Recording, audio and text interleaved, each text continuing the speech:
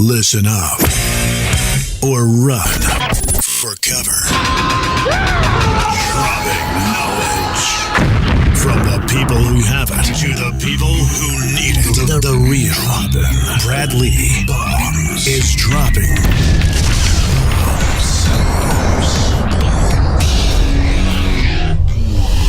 What it is, Brad Lee, back again with another episode of Dropping Bombs. Today in the studio, folks, I've got an actual treat for you. I know I always say I've got a real treat for you, but today I've got an actual treat. Tomi Lahren is in the studio, or virtually in the studio. What's happening, Tomi?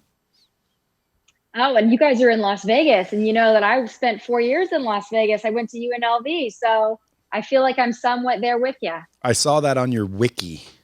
Now, here's my question. For folks listening, if you don't know Tomi Lahren, you're nuts. You better go follow her right now, by the way, at Tomi Lahren, TOMILAHREN. If you follow me, you're going to like her. I know you do because I like what she has to say. I don't know. I think you got in trouble or you got fired or you got in trouble somehow at some point in time because you said you were not pro-abortion, but you basically said women should have the right? I said I'm pro-choice and that I believe in limited government. So I think that that's where that area always gets so sticky. And I was fired from my job at the Blaze, and then we had a whole lawsuit of back and forth. But basically my concept as a conservative is I think that the less government, the better. I believe in the most personal freedom. Doesn't mean you're pro-abortion, but it means if the government's not effective in that role, they shouldn't be in it. And that's how I believe when it comes to same-sex marriage, issues of pro-choice, pro-life, and about everything else. As little government as possible. They tend to mess things up far more than they solve problems. Yeah. Well, that's why I'm glad you're on the show, because me and you can go back and forth and literally discuss these things. Because as I hear you point them out, I'm always thinking to myself, yeah. Because again, like we'll stay off some of the subjects that might get you in trouble. They won't get me in trouble because, I'm not connected to any network, but you do have, you're kind of a commentator right now, not kind of, you're a commentator for Fox News, yeah? Yeah, and I do a kind of exclusively digital platform for Fox Nation. So people are used to my final thoughts. They're now on Fox Nation, and then I circulate them on my social media as well. And I'm no stranger to controversy. I think that's abundantly clear. So I'm used to getting in trouble. That's why when you asked the time that I got in trouble, it's like, what week was it? Because I'm always in a little bit of hot water from the left, the right, the middle, but that's kind of where I like to be. Nor do you back down, which I like. Where do you think that came from? I think that we get ourselves into a problem when we start apologizing for things that we should never apologize for. And I think that that's why you saw the rise of Donald Trump, because unlike every other conservative, he refused to back down. He refused to apologize. And instead, he doubled down. And to me, that's a mark of authenticity. And that's what I've always wanted to be. So I was kind of raised that way, and say what you mean what you say. If you do mess up, go ahead and apologize, but never back down when you know you're right. Now, have you always been this way? I have always been this way. I'm an only child. My parents have kind of been dealing with this from a very young age. I've always loved politics. It was always something that I wanted to talk about. And not a lot of young people, especially back 15 years ago, wanted to really talk about politics. But it's always been interesting to me, and I've always had an opinion. Even at a young age. You grew up in, I think, Rapid City, South Dakota? South Dakota, middle America. That's kind of the home of the forgotten American, in the middle of this country that's so long been ignored. And I really wanted to be a voice for those people and just tell it like it was, from a perspective that didn't come from the coasts, didn't come from big cities, just came from average people who for too long were left out of the conversation. I felt like I had a big mouth, and I feel like I could articulate the perspective well enough. And I think that's why I'm able to be where I am, is I kind of just give it to you straight. Yeah, you say it like it is. That's why I like you. Again, I told you, my wife follows you and like loves you. I don't know why. I'll ask her later. I mean, I do know why, but I mean, you're tough and you're cool and all that. But like she said, I think when I said I'll reach out to her, I said, what do you like her so much for? She said, because she says all the shit I want to say, but would never. And I said, why? Why wouldn't you? See, that's what I like about you. Like, you're not afraid to say shit. That's if more people did that, they would be farther ahead in life. Too many people are worried about other people's opinions, and not enough people stand up for their own. Well, in politics, I think that the left is pretty comfortable with their opinions, and Democrats are pretty comfortable putting what they think out there and then shaming conservatives into shutting up.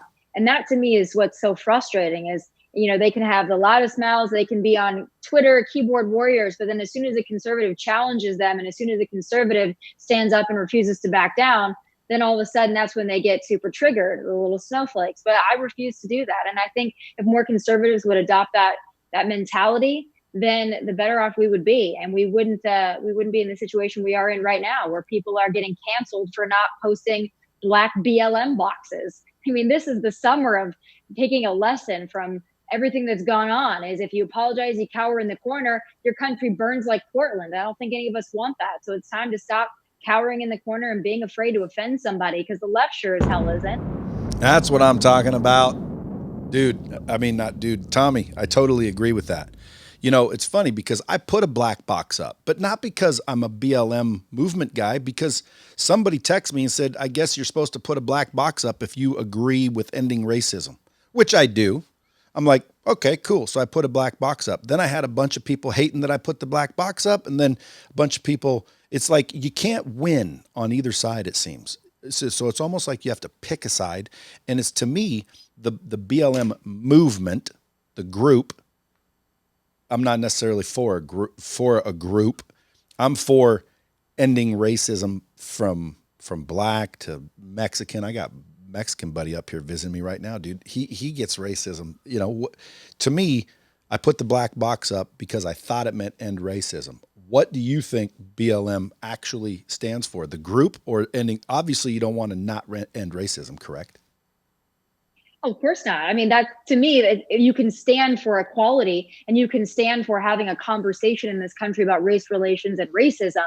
But when you have a movement like BLM, whose agenda is very clear, defund the police, and if we don't get what we want, we're going to burn and loot until we get it. That is the movement. And unfortunately, the movement and the organization has not condemned looting, rioting, burning, violence. They have not condemned any of those things. In fact, they're pushing defund the police. And for me, I just can't sit here and say I'm a fan of defunding the police. I happen to be one of the biggest supporters of law and order and law enforcement that probably sits in this country right now. And I think that that's where the conversation also needs to go is, do we want, and does the movement want equality, or do they want special treatment? Because you can't really have both.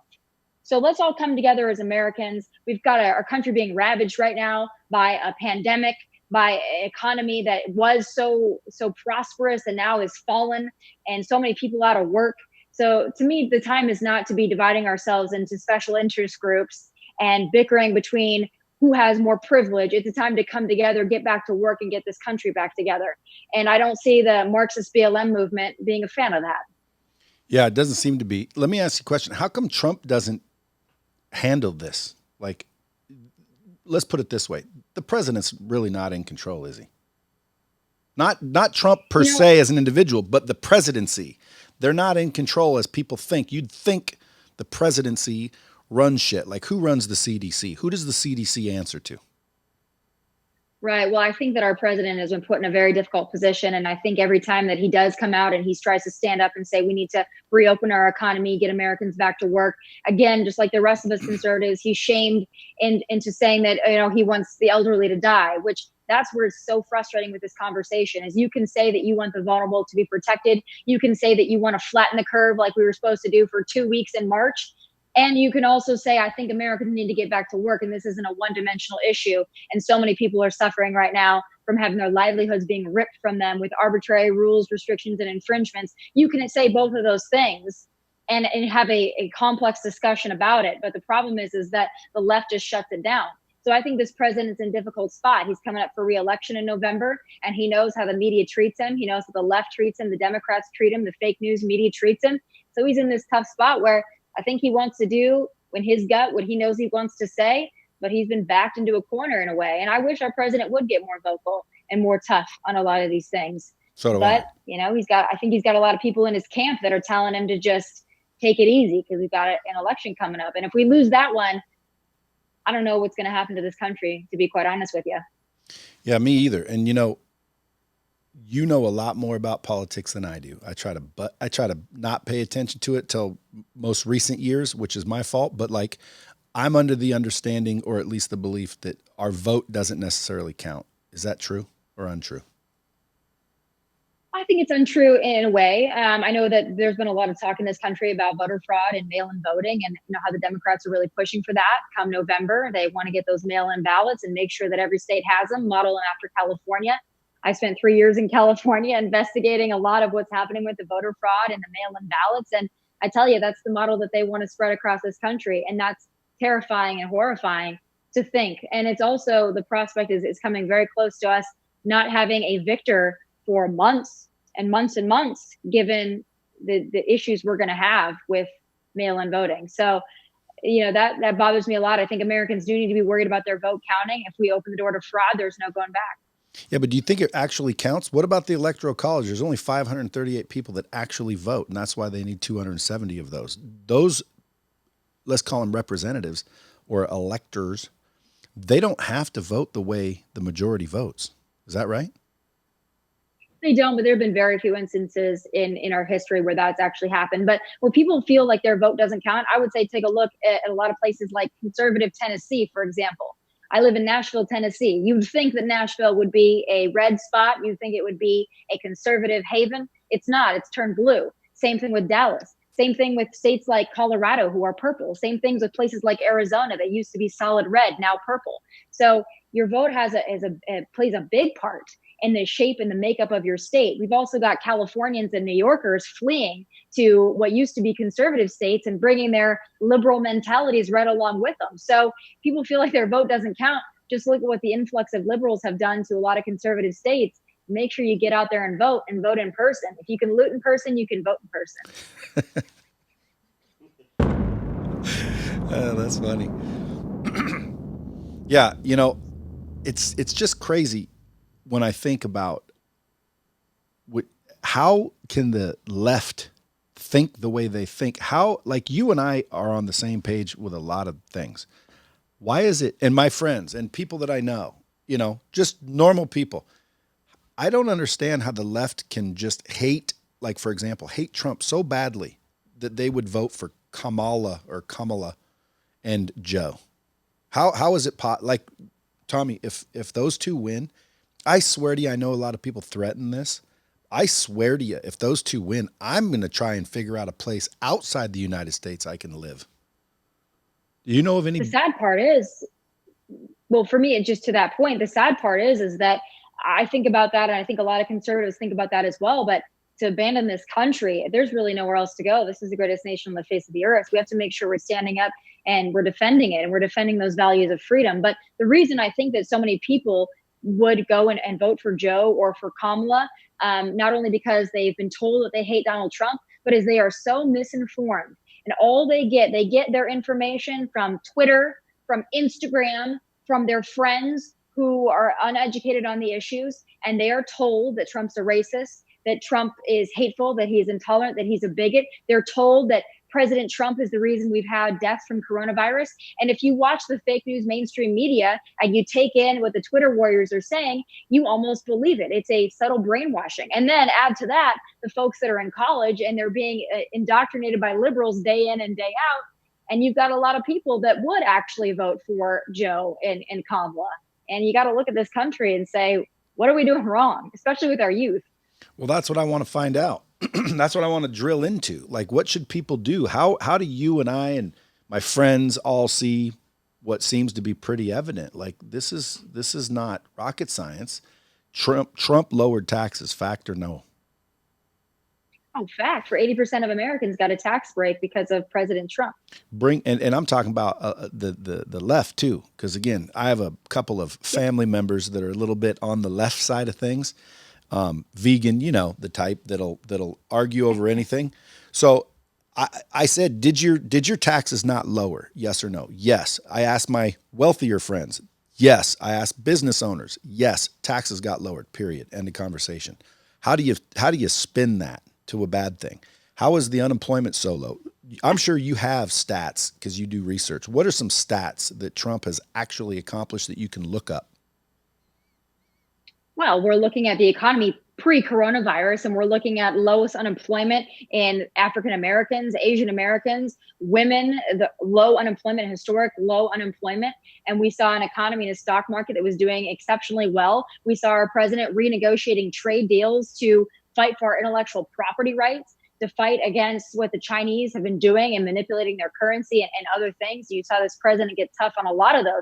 You also saw our president on the international stage saying that other nations need to pull their weight, saying we're going to put America and Americans first, saying we're not going to have an influx of illegal immigrants that are going to suppress our wages. But the problem that happened is I watched all those Democratic debates, and that's the one thing that none of those Democrats could get beyond is that the economy was doing well.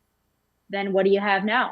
You have coronavirus. You have Democratic governors and especially Democratic mayors who are saying we want to keep the restrictions for as long as possible. We want to have these arbitrary little restrictions like curfews and 25-person capacity for bars and name it. They've done it because they want to make sure that Trump doesn't get credit for the amazing economy that he had. And you have to look to your leaders and say, why are you doing this? Why don't you want the American people to get back to work? Why don't you want to have historic low unemployment again? The question is, the ball in their court on that one. Is that why you moved to Nashville? Because it's kind of conservative? Well, I moved out of Los Angeles because I wasn't going to pay a state income tax in the state of California that supports sanctuary cities, that has a booming homeless problem that they don't feel they need to address, that is a place that restricts and ties the hand of law enforcement. So you have very little law and order. You have crime reclassification that allows people to have no bail, commit crimes, go in jail for a day, get back out, recommit, steal $950, have it classified as a misdemeanor. I mean, the state of California really should be a cautionary tale for the rest of this country. So I came to Tennessee, so I wasn't going to support that anymore. But we've got our own battles to fight here. Like I said, we have a Democratic mayor that's destroying our city and raised our property taxes 34%, unheard of just a couple months ago, after having coronavirus lockdowns and restrictions, after encouraging BLM protests that led to a spike in COVID cases. Of course, they'll never admit that. But you have to hold these Democrats accountable because they're doing this to this country. Do you get a lot of whack jobs, like trying to stalk you? Some fans, some not. It's kind of something I've always dealt with. But, I always had to have my head on a swivel because when you say the things that I say and you stand up for yourself, there's a lot of people that think that they have a moral obligation to take you out. So that's something I've been living with since I was 21 years old. And it's become a way of life for me now. Well, at 21, I read a story that you went in to just kind of be an intern somewhere. And the dude said, how about your own show? And then boom, you got your own show. Yeah, I went into One American News. I had hosted a roundtable show at UNLV in Las Vegas, and I just wanted to have an internship at a new conservative news network called One American News based in San Diego. And I went in and we had a great talk about politics, and it was during the Obama presidency. I had a lot to say. And he said, well, we don't really take interns, but it sounds like you could host a show. And when you come in at a startup network and you are confident in yourself and you know your politics and you know your issues, you get opportunities like that. So I was blessed to have that opportunity and started, hit the ground running from there. Yeah. And then you blew up. You got a couple million followers on at least Instagram, where I looked you up. So you got a lot of people that know who you are. I'm just curious if there's any stalkers and whack jobs that are trying to find out where you live and hunt and, just weirdos that you have to deal with. Do you need security or no? I've always had to be cautious of that. I've had a couple incidents. I had a man show up at my house in California who convinced himself that I had invited him to come hang out, and he brought a ring and he refused to leave, and the cops had to be called. But far more than that, in California, I went to the police station about 4 times for credible threats. So I'm far more concerned about the credible threats than I am the obsessed stalkers. But I've kind of seen it all at this point. Tell me what defunding police actually means.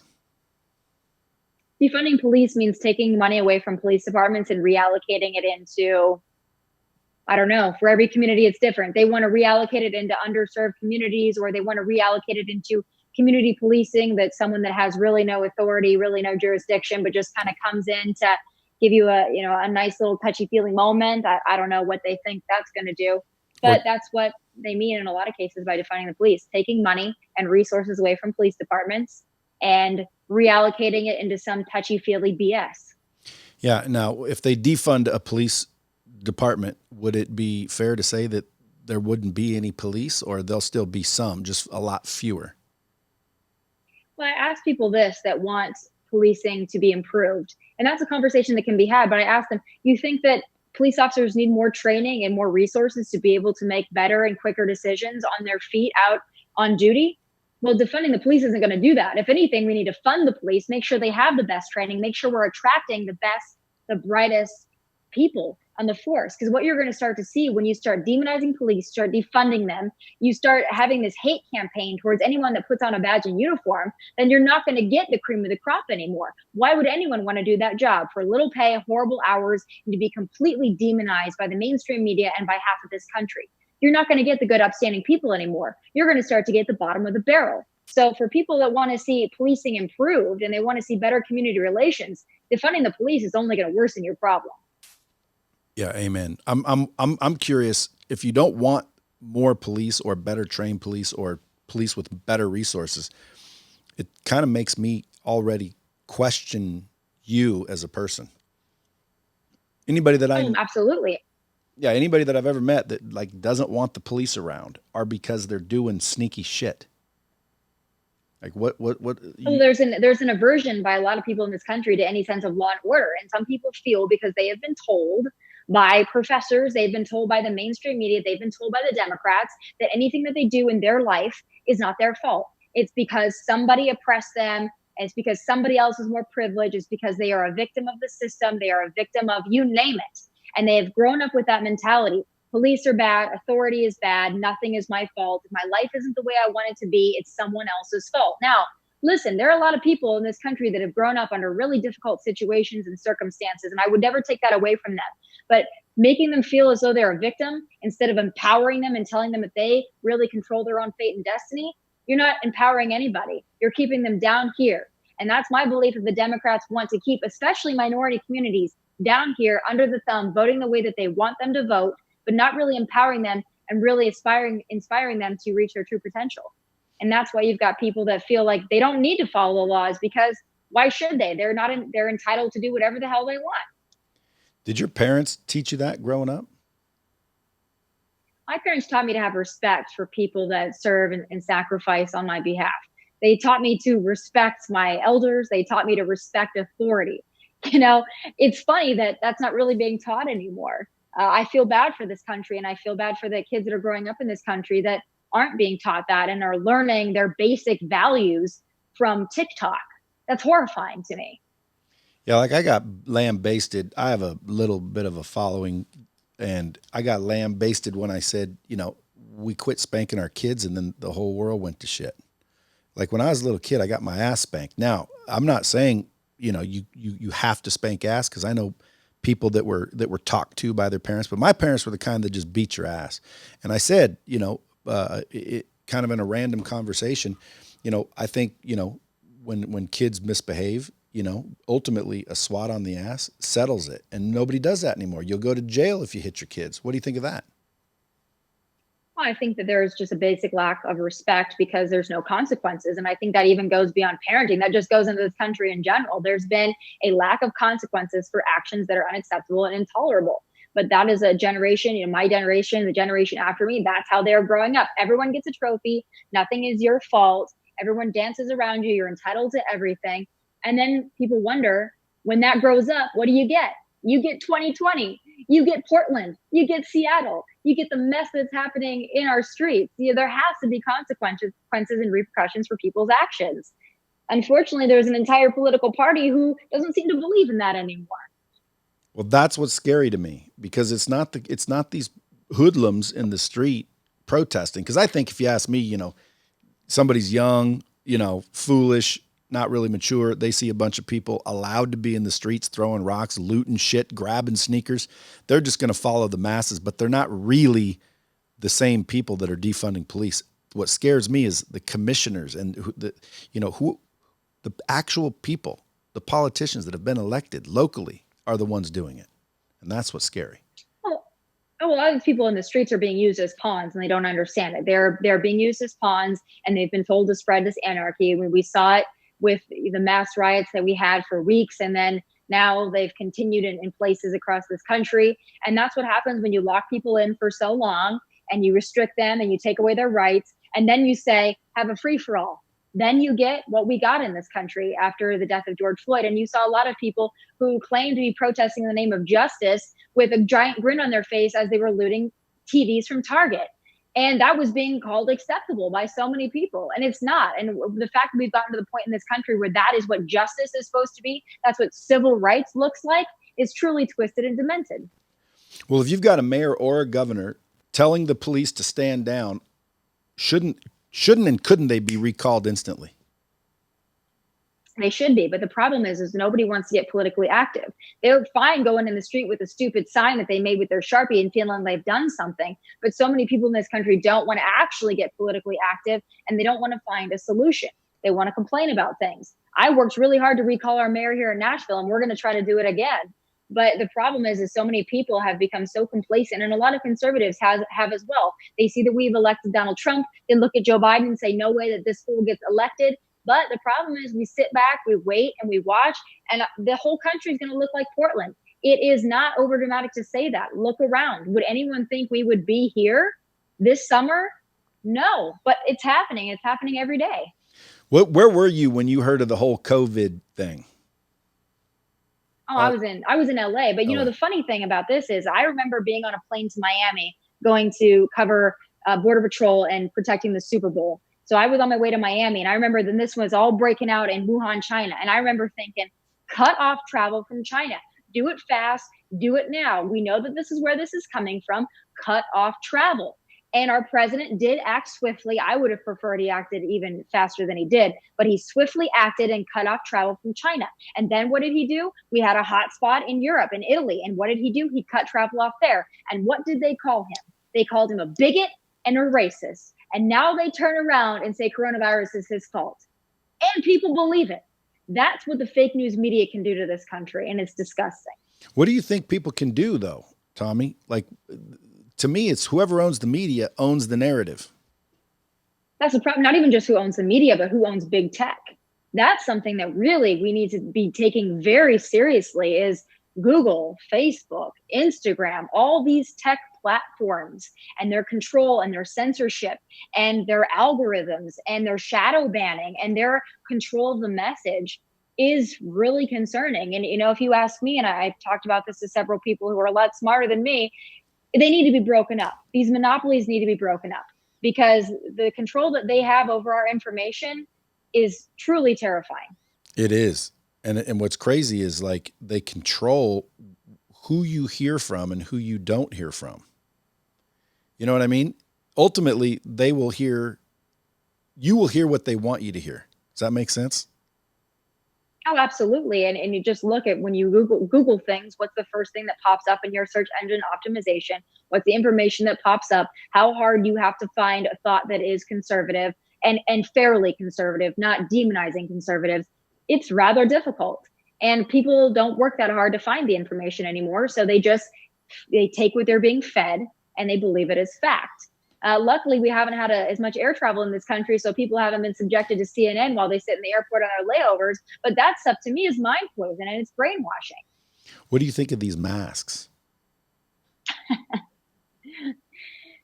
Listen, I know that there's a lot of people that feel better having people wear masks, and there are some masks that are obviously effective. But I would look at people that think that tying a bandana around their mouth is saving anybody when you've got a virus that is so small that the way it moves through the air. Personally, I've read the back of a lot of these masks that are being sold in Target and elsewhere, and they have a disclaimer on the back that they don't stop virus or anything contagious. So, you know, if it makes people feel better, I guess that's the place we are in this country, that, you know, feelings over facts, maybe. If I ran into Tomi Lahren at a honky tonk in Nashville, would she have a mask on? Well, you know, that's the interesting thing. We have a mask mandate here in Nashville. If I have to be out, and I respect establishments. That's the thing I will say. there's been a lot of discrepancy over this whole mask issue. And for me, when an establishment, a business says masks required, that's their right to tell me that if I walk into their establishment that they own, that I must wear a mask. When my mayor tells me that I must wear a mask, and we look at it and we see how many masks are actually factually ineffective, that's an infringement to me, and I don't like it. So I'll wear a mask when I go into an establishment, but that's a hard one. It's a tough one. And again, if you don't wear a mask, you're demonized. If you question masks, you're demonized, and you're told that you want people to die. That's where this conversation has gone in this country, and it's very sad. Aren't the death rates steady or dropping, if anything? Oh, they are. Oh, absolutely they are. This whole flatten the curve thing, the curve has been flattened. Now all you're doing is flattening Americans. Here in Nashville, we've had cases go on the decline for weeks now, but we still have a mayor that's come out and said we have a 10:30 p.m. curfew and bars can be open now, but they can only have 25 people in them. Boy, that to me sounds like, a bar's not going to make any money, and they're not even going to justify opening their doors for that. Nobody can even go to work and justify the gas it took them to get there for a capacity limit of 25 people. But it's our mayor thinking that he's fooled people into thinking that he has somehow eased a restriction. No, he hasn't. He's actually caused more problems for these bars and these restaurants, but people are not being held accountable for the infringements that they're placing on people. And to me, that's the worst thing that can happen. So I call my listeners, by the way, the bomb squad. Tell the bomb squad, Tomi, what they can do to basically stop this shit. Because to me, it's like I know people that will gather. I know people that will protest. I know people that will do things. But what does it take? Because it's not a protest, in my opinion. You can sit up there with your fucking signs and have 7 million people saying, recall so-and-so. But how do you actually do it? Because that doesn't work, does it?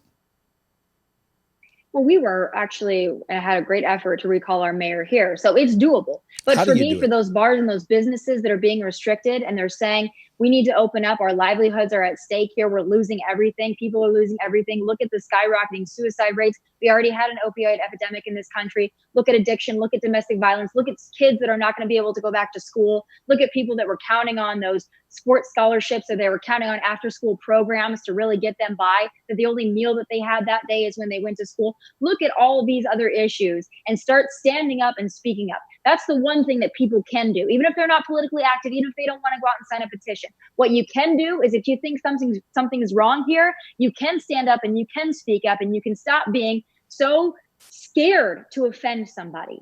Stand up and say it's time to reopen America. I point a lot of times to Shelley Luther in Dallas, Texas. This was a couple months ago, but she was a salon owner that said, no, I am reopening. And they took her to jail and they were going to sentence her. And what happened because of that? Because of the outcry, because of the media attention, the governor of Texas had to take a look and say, you know what? You're right. Maybe we need to ease restrictions. Maybe we need to allow salons to reopen. And that was one woman with one salon in Dallas, Texas. Now, imagine if some of these other bars and restaurants in Nashville, in California, elsewhere stood up and said, you know what, this is wrong, and we are not going to do this anymore. And if you want to shut us down and you want to come and arrest us, come do it. Let's have the conversation. Because if you don't bring them to the table and you don't cause some kind of a headline or a stir, then this is going to continue on for months and months and months, if not years. And I don't think that anybody in this country can weather that storm. If Trump gets elected again, what do you think's going to happen? They're going to continue this shit? I would hope not. I think a lot of the conversation around this, at least, now let's take the science and the health aside, the conversation around kind of coronavirus is going to change exponentially after November 3rd. I think you're going to see a big shift no matter who wins. I think you're going to see a shift.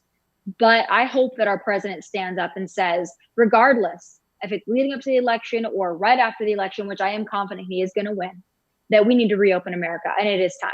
And I hope that he tells these governors and these mayors who have been on their power trips and crusades for too long, acting like little mini dictators, he tells them enough is enough.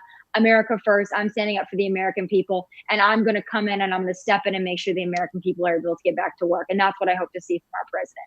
See, why doesn't he do that now? To me, I think there's a lot of people, I think it's referred to as the silent majority, meaning there's a lot of people not saying shit that agree with me and you, agree with what you just said.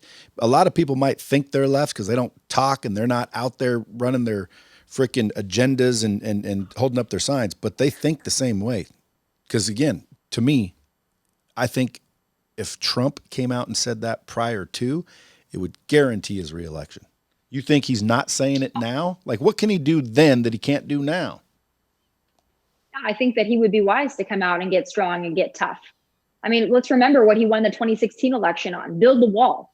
People, oh, you're racist, oh, you're this, you don't like immigrants, you're all this and the other. He said no, build the wall, America first. But I think, quite honestly, I think that there's a lot of people around this president that discourage him from being himself. Can you text him? I think Jared Kushner's one of them, unfortunately. And I think he's being cautioned and he's being told to pipe down, to be less of himself, to not say anything too controversial. And I think that they're doing a great disservice to this president and his reelection, because I do think the silent majority is ready for their leader to come back and tell it like it is and not back down and say, reopen America, get us back to work. I think if he does that, he wins, hands down. But a lot of people around him who are discouraging him from being himself. Can't you text him?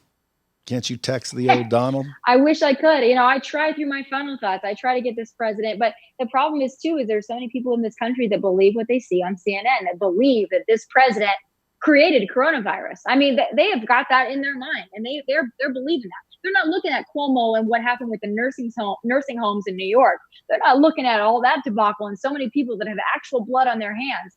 They've been taught to demonize this president, and they believe it. And nothing that you can do will change their minds. And that's the unfortunate part. That's why the silent majority really does need to get to work in this country, because some people are unsavable. So let's get out and make sure that the ones that are savable are inspired. Now, when you say let's get out, that's what I'm trying to unpack, because what does it mean? Like, dude, I would show up somewhere if I thought it would work. In other words, man, you can recall this governor or this mayor simply by getting this many people to sign something, and which would cause an automatic revote or reelection. Emergency reelection, or is it you're fucked until they're out? I think you need to make them nervous. I think that's what we did here in Nashville, and we're about to do it again. You need to let your leaders know that they are not invincible. You need to let them know that there are people that are angry, and people like me with a platform. I do everything I can to try to get people to get out and stand up and speak up. But even for those, like I told you, even people that don't want to get politically active, they don't want to stand up there with a sign, they don't want to show up to a protest, they don't want to do any of that. That is fine. But for the love of God, stop cowering in the corner and being scared to say your opinion. If you believe this country needs to reopen up, get out there. These liberals have been dominating the conversation for too long, and it's because we haven't said anything. It's because the silent majority is silent. Now is the time. Speak up, and you will find so many people will follow your lead. But we have to take some of this fall for ourselves here. We've allowed this to happen. We have just sat there and shut up and apologized and been scared to offend anybody. And we've gotten ourselves into this position, and we've pushed ourselves into the corner, and it is time to stop doing this. So should people email somebody, write a letter, show up I somewhere? get even so much is going on. We see all this trash on Facebook from these liberals, and they want to cancel everybody. It's time for conservatives to get active on social media. It's time for them to start telling their friends and speaking the truth and saying, you know what, this country needs to get back to work. That is as simple as it sounds and as small as it sounds. That is what the left has done. And they have been able to dominate the narrative because they feel they have those strength in numbers. We have the numbers. We don't have the voice. Get a voice. Find it. Get loud. People say, I don't want to post on social media that I support law enforcement. Stop that. I don't want to post on social media that my business is failing, that I've built and I've had passed down generation that's now probably going to have to close its doors. I don't want to say anything because I don't want anyone to tell me that. No, stop. It's small, but the impacts are huge when it comes in a wave of huge numbers. So that's a very simple thing people can start doing. And now is the time. Those bombs drop when people should listen up, folks. I'm telling you. And the only reason I keep poking is because a lot of people ask me, what am I to do? And I'm like, well, listen, I'm not an expert at what can get governors recalled. I know that like speaking up and making it known is kind of, the only thing I would know to do, but I just don't know where to do it. Social media, what if they ban you, shadow ban you? Listen, I talk about 5G sometimes only because I know cellular doctors say that shit's going to hurt you. And so I talk about it, and all of a sudden I go from getting 1,000 or 2,000 new followers a week to like losing followers. They literally don't let my content out. And I don't know why that is, but again, if social media is not really the place to do it, where else could someone go? That's the hard part. And that's why we talked about breaking up these big tech companies. That's what I hope this president, when he is reelected, I'm very confident he will be. I hope that's one of the first things he looks at is breaking up these big tech companies and holding them accountable and holding them responsible for what they've done. Because you're exactly right. When the media is being controlled, the social media is being controlled, the tech companies are being controlled by one voice, you do have a problem. And it is an uphill battle, and it is not easy. So that's why I hope our president tackles that in his first days in his next term. I hope that that's something he takes very seriously, because it's going to be a problem that you can't kick down the road. We got to address it. The sooner the better. You've heard of Q? Yeah. QAnon, those guys. What's your thoughts on there? I'm not a big conspiracy theorist. I'm not one of those people that likes to live on the fringe. I mean, I think that there's some truth to some things and other things are just complete bogus BS. The problem is once you start talking and those people immediately discredit you and for some reason, for good reason. But I don't really like conspiracy theories. To me, it's very simple. You've got two competing notions in this country. You've got freedom and you've got control. You've got higher taxes, you've got lower taxes. You have got government infringements and you have got personal freedom and liberty. And the American people have to make a choice. Oh, and by the way, before the choice was capitalism or socialism. Now the left has taken it so far that they're giving us a real simple choice. Capitalism or Marxism. Make your choice, America. And also to those people out there who don't know what communism, Marxism, and socialism is, I highly recommend they take this time in their quarantine to crack a book and figure out what it is, because you don't want it. And if anyone is confused as if they want it or not, take a look at freaking Venezuela and tell me if people are fleeing to it or from it. And there's your answer, youngsters. But you got to pay attention and you got to get smart. And unfortunately, they're not really able to do it in their college classes because they are being indoctrinated by liberals who won't tell them the truth. Meaning the professors and whatnot? Oh, yeah, absolutely. I mean, college campuses are an incubus for liberal indoctrination, and that's a huge problem in this country. But so many young people are forced into college when, they're being told that don't learn a trade, don't learn something useful, don't learn something logical, don't even major in something useful or logical. Just go and learn about feelings and listen to your professors and don't question anything, because then you're intolerant, you're racist, you're a bigot, blah, blah, blah.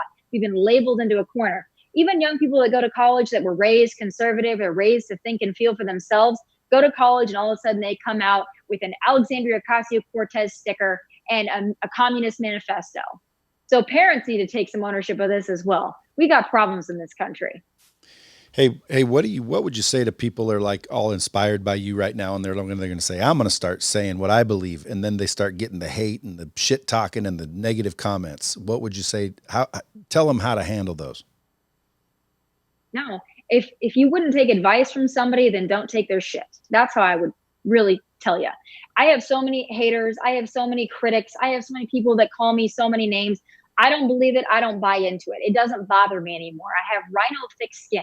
And if more people would learn to adopt a rhino thick skin, it wouldn't only help them politically, it would help them professionally and personally as well. I have learned to know who I am. I take no shit. I don't apologize when I'm not wrong. And that's why I'm sitting here in front of you today. That is why my career has lasted as long as it has. And that's why I'm just getting started, because I refuse to buy into their mechanisms for silencing me and shaming me. I won't do it. And you know what? After a while, you start to laugh at it. People are like, oh, people said something mean to me. And I'm like, and why does that bother you? Does that person know you? Does that person pay your bills or sleep in your bed at night? Then why the hell do you care? I don't. Yeah, even if they do pay your bills and sleep in your bed at night, you still shouldn't care, because again, to me, ultimately, if you end up kind of getting to know who you are and what you believe, and you're proud of that, and you actually like that, because a lot of people don't, they don't like themselves. That's when they're worried about other people's opinions validating their own, and that's where you get in real trouble, I think, as an individual. I'll tell you, there's a lot of people following you, obviously, and watching you. I only see your career getting bigger. I think, thankfully, at least Fox says, hey, I'm not afraid of you, or afraid of the haters. Because again, when you used to be on, I forget the show, we won't even name it because you don't like them, I would imagine. Did you ever win that lawsuit? We settled. Okay. We settled. It was. Yeah, but again, I mean, like, dude, who's got the balls to put people on the air that have a fucking opinion? You know what I mean? Like an opinion. Like I got this guy, Doctor. People. Go ahead. Oh, I was just going to say people love authenticity. That's why I'm where I am. And you know, the reason why I am where I am, and not only that, the reason I have the following and the base that I have is because I also don't just talk about politics. I'm a whole human being. And I'm not afraid to show people what I do on the weekends. I'm not afraid to show people like, oh no, I go out at night and I drink. Oh, I'm a whole person. Take it or leave it. I don't sit there and show you half my life. I show you all of it. And I show you the good times, the bad times, what I believe, how I feel. I show you relationships. I show you problems. I show you issues. I want especially young women to grow up with some confidence. And I want them to grow up to be authentically themselves and never back down and never play dead. I think they're going to be a whole lot happier if they do that. What's your drink of choice? You know, this weekend we had a great time in Fort Lauderdale drinking a little bit of Don Julio. And I got to say, once you go to Don Julio, you don't go back.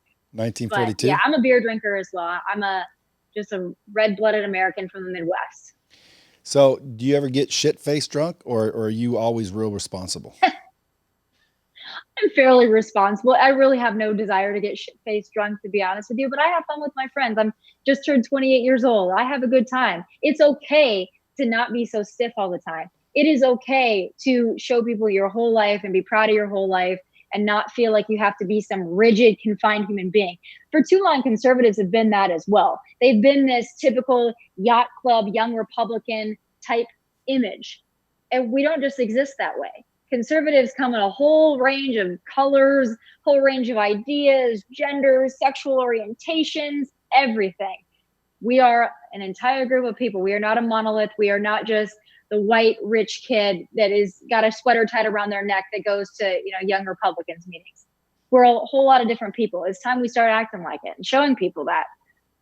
Do you have a boyfriend? No, not currently. I don't want one though, to be honest with you. I thought I read somewhere that said that like you'll never, something about you won't chase a guy. You won't chase a guy. Talk about that for a minute.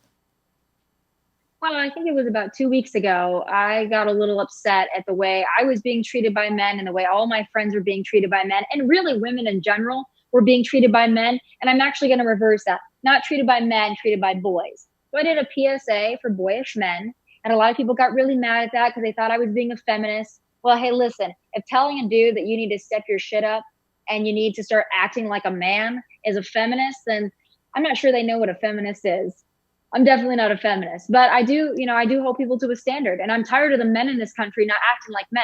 I'm tired of them acting like little boys. And for me, I won't chase a man. I'm not going to track anybody down because quite frankly, I don't need to. And that's not because I'm the greatest God's gift to earth. That's just because I have expectations. But I also know how to treat people in return. And a lot of my friends are the same way. A lot of people can't handle strong women.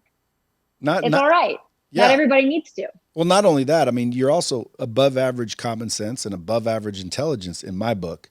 Because to me, a lot of this is common sense. I always tell people this is common sense.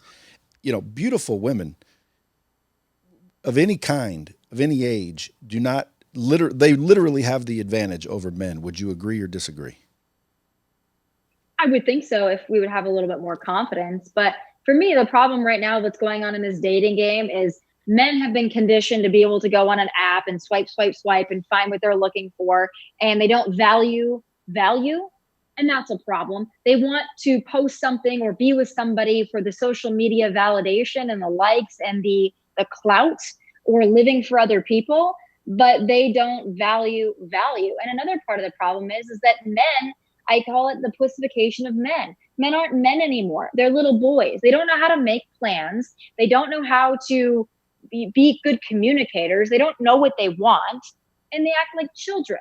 No woman wants to be with a child. I don't want to be somebody's nanny. I don't want to be someone's mother. I don't want to be someone's pen pal. Don't listen, babe. Period. Don't listen.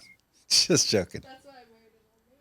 No, that's good. No. I agree with you. I was playing it a minute ago, but you're just, again, most people your age don't talk like this, Tomi. I'm trying to figure out, where did you get it? Is your dad like the coolest son of a bitch ever? Is your mom and dad still together? Are they still alive?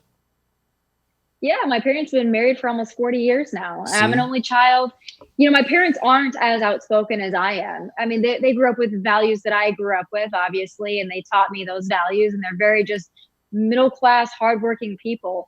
But they always told me that if you have an opinion, you articulate it well, you should never back down from it. And I've always had this kind of insane confidence or just a lack of fear and just this relentless pursuit of what I'm after. And that's kind of just always how I've been.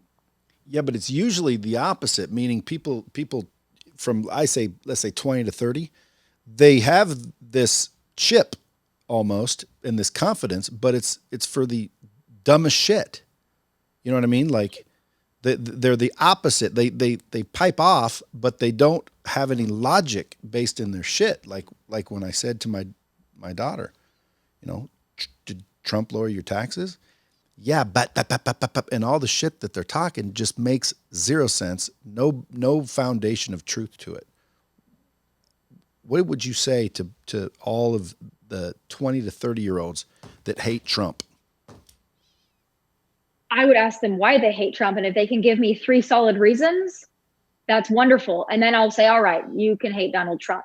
But if their reason is he's mean, or they say, well, he's a racist, and they can't give me reasons why, or any of these just feelings that they have, these emotions that they have about the guy. If that is their logic and reasoning, that's not logic and reasoning. That's feelings. But so many people, the left, they don't operate on facts. They operate on feelings and unicorns and puffs of smoke. That's what they like. That's what they gravitate towards. Everything is just, how does it make me feel? It's not what's gonna pay my bills, what's gonna be better for this country, what's gonna protect and defend my neighborhood and my community. It's not any of those things. It's how does it make you feel? Yeah, that's a problem. Or I need a psychiatrist because somebody got elected. What would you say? Yeah, exactly. Well, that's the thing. That's this delusional and intolerance they have in their mind. And it's also just this self-indulgence that to me is so repulsive, that liberals truly think that they have this moral high ground. And they think that any psychotic, demented thing that they do or say is somehow valid because they feel like they've got this superiority, this moral superiority that they gave themselves. And it's BS, because we've seen that the most disgusting, intolerant people on the streets right now, well, most of them didn't vote for Donald Trump, I'll tell you that. I haven't seen a whole lot of conservatives looting the Target. Haven't seen a whole lot of conservatives burning down courthouses over this or that. See a whole lot of liberals out there doing it, though. Hey, listen, that's against the law. You know that? No, well, not in some of these places. You see the mayor of Portland, and he says, oh, Trump shouldn't send in federal agents. We just want our city to burn to a crisp. Yeah, but that's where I start getting like vocal, because listen, governor or mayor, you're not the one that gets to decide. Like, we've all decided these are the laws. The laws are already in place. Burning down town hall or what'd you call it, courthouse, burning down shit, period, is against the law. You don't get to decide what all of a sudden is the law and what isn't the law. That shit's against the law. I have law enforcement officers. They're there to enforce the law, pandemic or none, okay, mask or no mask. You feel bad or you don't feel bad. Doesn't give a fucking I start getting worked up over this because, again, who's the mayor to decide sit down police, or the governor stand down police, to allow that Portland shit or the Seattle shit? Like, who? The law's the law. Enforce the fucking law. You don't get to decide. Enforce the law. And when the law changes, go change it like we're supposed to change the law. When there's a new law, then you can enforce that law. But you don't get to decide what laws are enforceable and not enforceable. There was a government, the city of Seattle started destroying the park benches so people couldn't sit down during COVID. That's destruction of government property. That's against the fucking law. How come they're not in jail? How come no one holds them accountable? Oh, exactly. That's the twisted part of this country. And that's why I wish we saw a little bit more leadership from our president, especially on this issue. And it's a weird time. But talking about enforcing laws, well, they want to enforce many laws, especially in California where I live. You can, leave your heroin needles. You can shoot up right in the middle of the street. But, right now, if that mask drops beneath your nose, they've got officers out there ready to write you a ticket. Oh, by the way, we're also a sanctuary state in California. So you can be an illegal immigrant living in the shadows. You can be a criminal illegal immigrant living in the shadows. And that's just fine. That's tolerant and lovely. But boy, don't you go to a closed beach that your tax dollars pay to fund and maintain. No. Then you're going to get written a ticket and you're going to be cited. That is the liberal logic. When I say liberalism is a disease, there you have it. Well, what about shooting up? I hear in California and other places for that matter, they will give you the needle so you shoot up cleanly. Oh yeah, you got a needle exchange. Oh yeah, look at San Francisco. No. That's against the law. Mentality. Yeah, but that's against the fucking law. It's against the law. Yeah, you don't get to decide. They pick and choose which laws they're going to enforce. Look at California. That's why I say California is a cautionary tale. And that's why the average decent person that's trying to live and work in California, that's why they're fleeing. They're getting the hell out. They don't want to be there anymore. You're going to see a mass exodus from California, New York, and all these other whack job places that pick and choose the laws that they're going to enforce. They infringe on people's rights, but then they allow lawlessness to run through the streets. People aren't going to deal with it anymore. But the problem is, like I told you earlier, those same people are going to say, I've had it with California and New York, and they're going to flee to Texas, Tennessee, Florida, Arizona, and then they're going to keep voting for the crap that destroyed their state.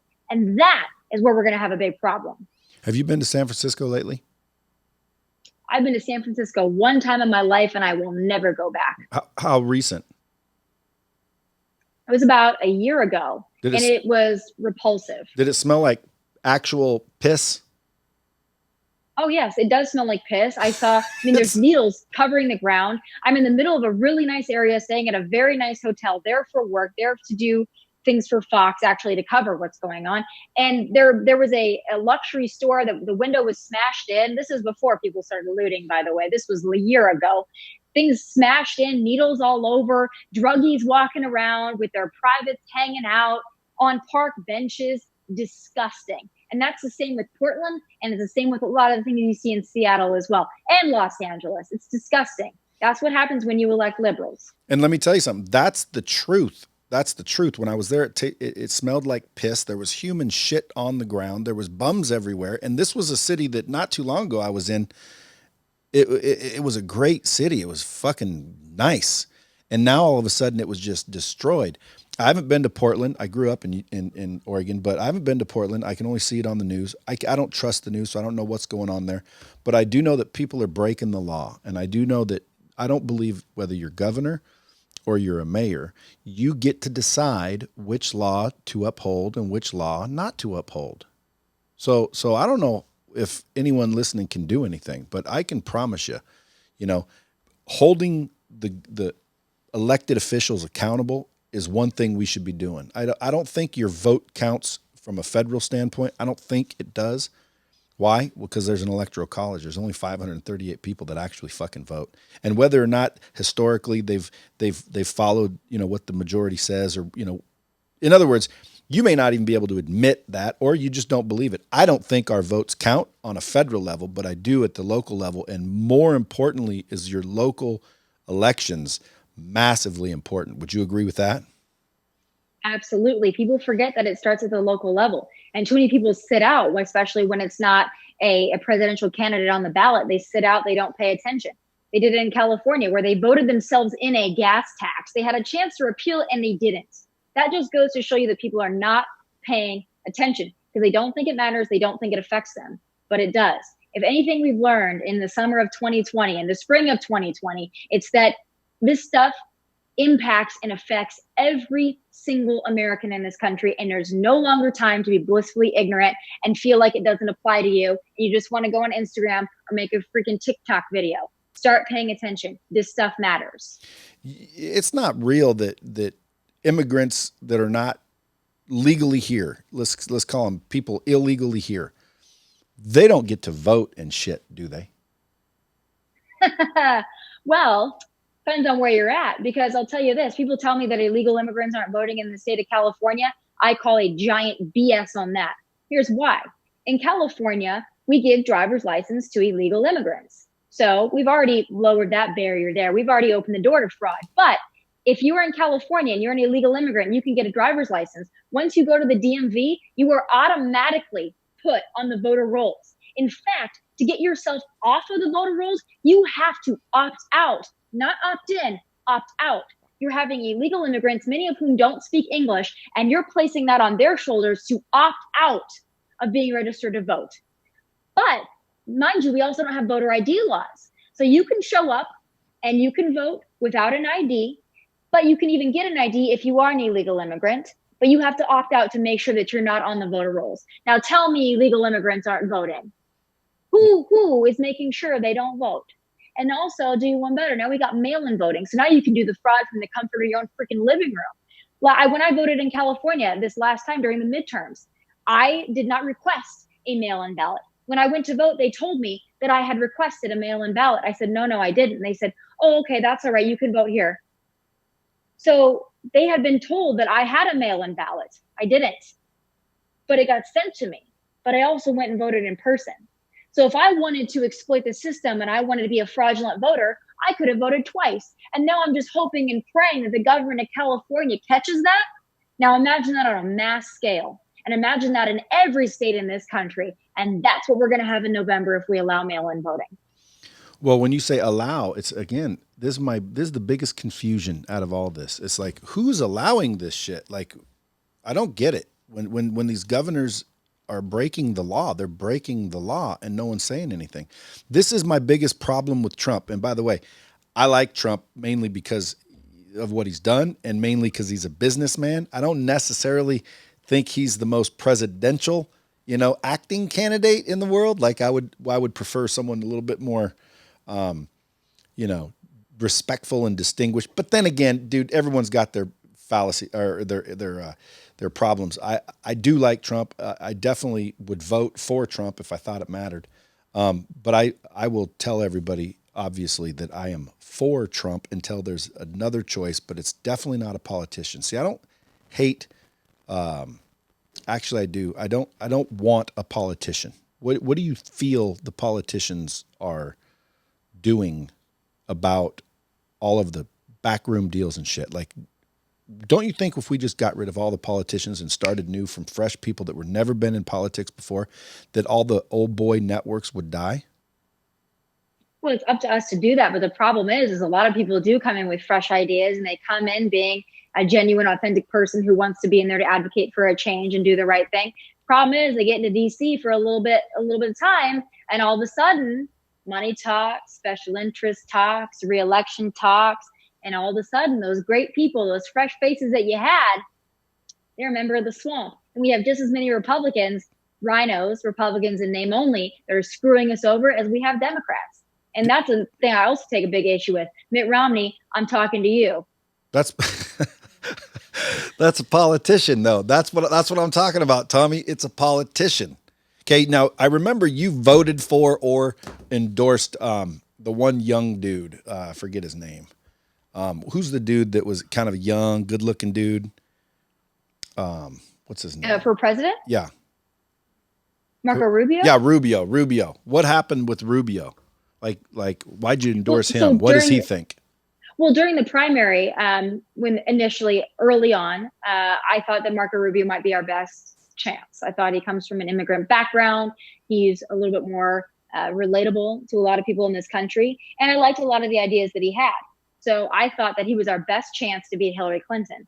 Then we watched everything continue on, and but by the way, I thought he was the best chance to beat Hillary, but I like what Donald Trump was saying far more. When Donald Trump came down that elevator and he stood there on that stage and he said, enough with this BS with Iran, enough with letting illegal immigrants take over our country. They're not letting their best people in. Enough with these bad trade deals. People that are making our deals are stupid. When our president went out and he said all those things, I was yes. I was concerned with his demeanor if it would be able to take on a Hillary Clinton. But the further we got along in the process, I realized this is the only man that can take down Hillary Clinton, because this is the only man that refuses to apologize. That tape comes out, the grab her by we all know. Instead of this president cowering in the corner, he goes, yeah, I said it. Locker room talk. And he doubled down and he said, I said it, that's something I said. It is what it is. Instead of trying to mangle and finagle and all that. That's why, because he's not a politician. He's like, what does it have to do with the way I'm going to put America first? Nothing. Let's move on. That's my president. Yeah. Plus old Clinton got a blowjob. And by the way, nothing wrong with that either. Like, you know, I didn't blame Clinton for that. Like, dude, he's a dude, and some chick trying to get up the ladder might have made him an offer, and he was weak and said yes. What's the problem? Not just because Well, I think the problem was that he lied, but I think there's a lot more things with Bill Clinton and, you know, his Epstein Island logs that, again, if it had been anywhere near President Trump or any conservative, it would be a lot different. But you got the Clinton crime network that's a well-oiled machine. So none of that stuff will ever come back to bite them. Are you allowed to talk about that? But luckily.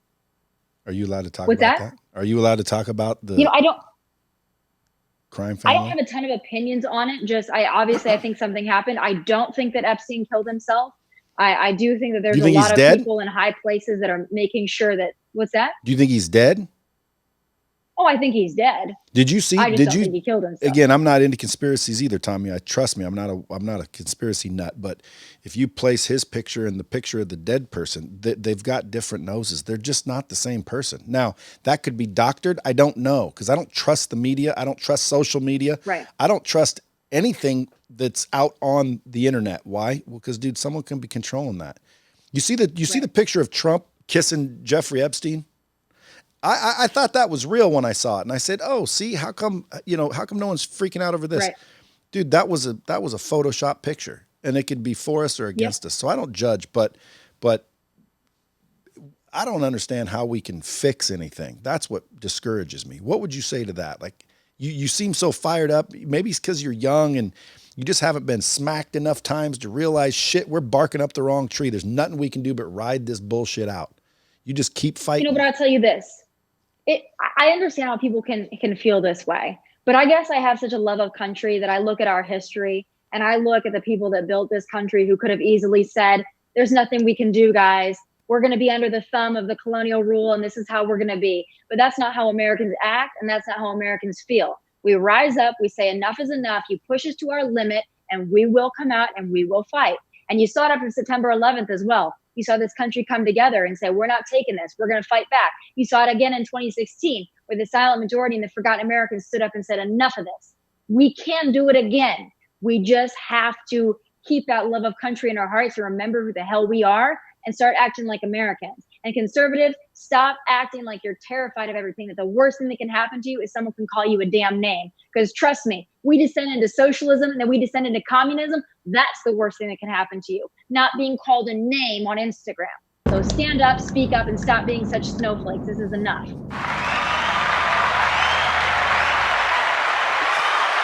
I love that. Tommy, I could sit there and talk to you all day. I wish again we could get into the nitty gritty, because again, to me, I think there's some I think there's some shit going on. I know because your affiliations, you're not allowed to kind of say a lot of things that you probably would want to. I don't think COVID's fake. I think it's serious. I think it's real, and I think people are dying. I think it's being used, and it's a scam. Now, again, I don't think it's fake. I think it's very real. I've met people that supposedly had family members actually get it and die. So I think it's real. I think it's being used. I don't understand why more people don't stand up and hold people accountable. I love what you're out there doing and saying. Is that what your book's about, Never Play Dead, How the Truth Makes You Unstoppable? So that book came out over a year ago. So that was pre all this stuff. But really what that book is about is some of the things I've been through. But it is kind of a tool book for people who want to find their confidence personally and professionally, especially young women, young conservative women, really kind of just women in general. It's geared more towards women, but it's just some of the things that I've been through, how I got to be the way that I am, a lot of my backstory. But the premise of Never Play Dead is, like I told you, I don't apologize when I know I'm not wrong. I don't back down.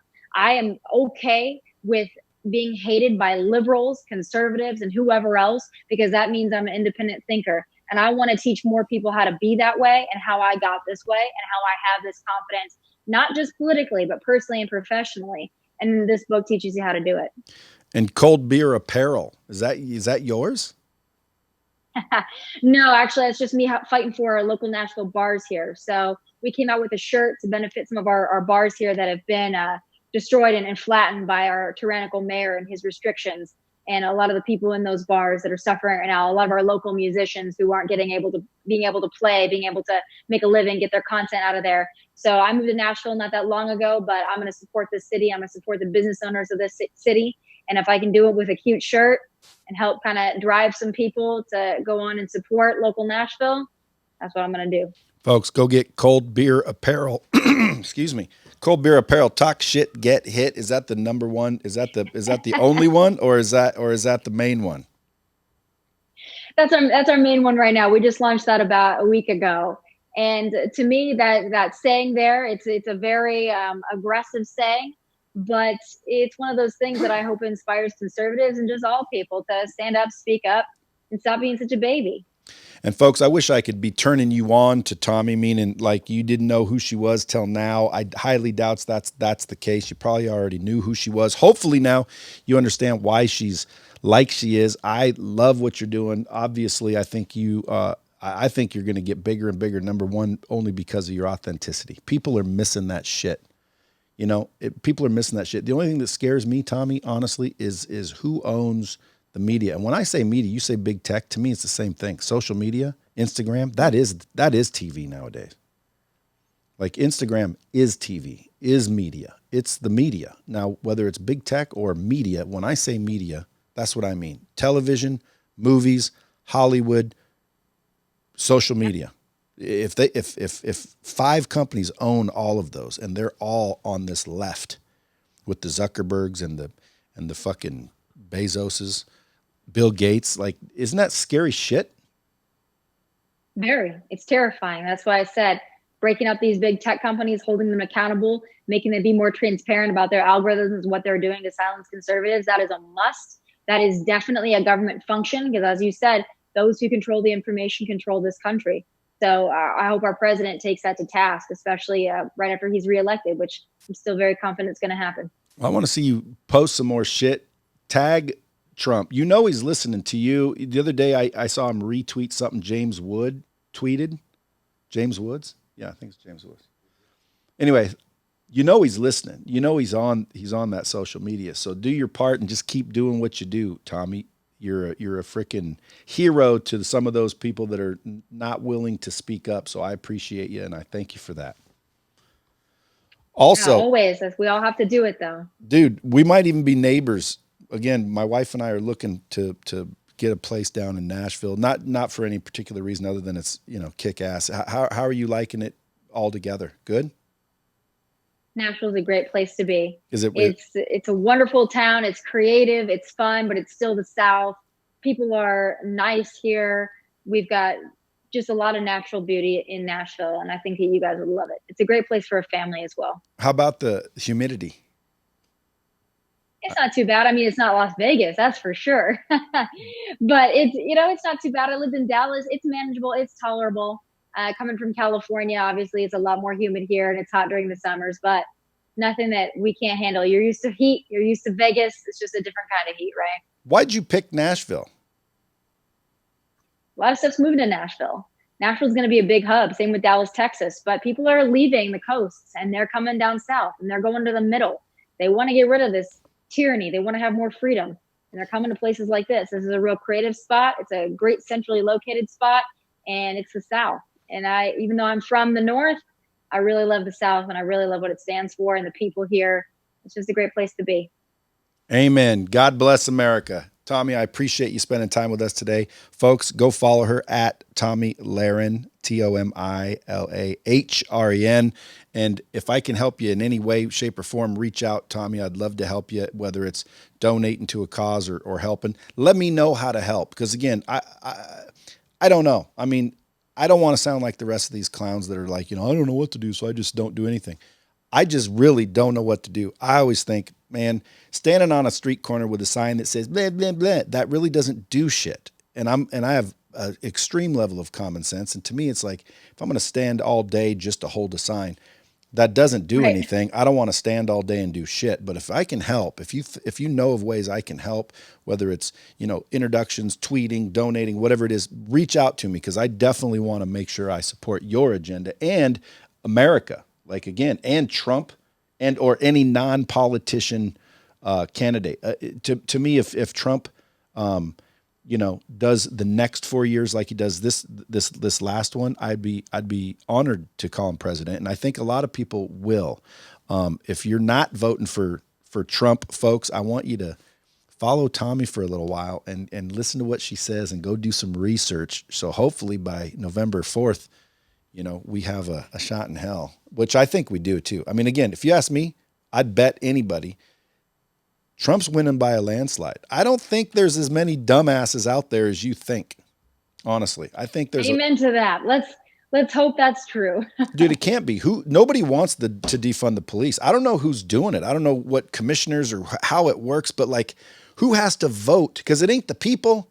Nobody's asking me if I want to defund the police. It's happening in fucking city meetings and council, town halls and shit. There's senators or district. I don't even know. That's how stupid I am when it comes to politics. But if I can help, make sure you reach out. Will you do that? I will. Well, using your platform to educate people, that's a big part of it. So it's really incumbent upon people like you and I who do have a platform and ability to speak to people. That's half the battle right there, is just getting some more voices out there and getting some more people to listen, pay attention, and hopefully emulate that in some way in their own life. Well, awesome. I appreciate you spending an hour with me, folks. As again, share this out. Someone that you know might need to hear this. And until next time, keep it real.